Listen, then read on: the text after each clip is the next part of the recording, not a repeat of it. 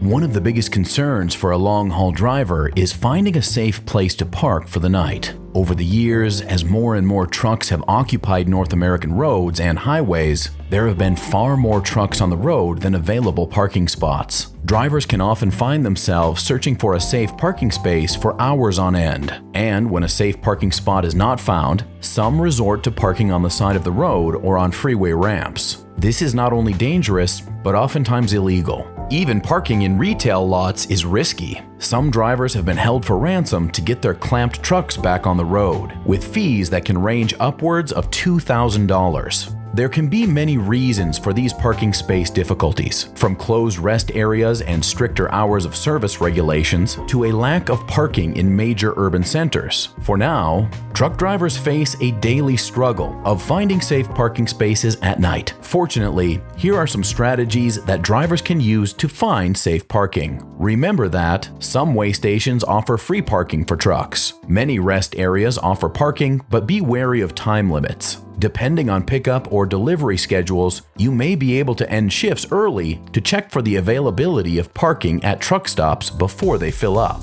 Apps are now available for you to search for available parking in your region. You may be able to inquire at regular pickup or delivery points near the end of their shift to be allowed to park at a shipper or receiver's facility. And lastly, you should consider paying for safe parking when all else fails. We hope you're able to stay safe and avoid risky areas. Abandoned parking lots, sides of a highway, freeway ramps, or any remote areas in general should be avoided, as they are not only unsafe, but illegal. We hope these insights will help you in your daily struggle to find safe parking. Get rested and stay safe.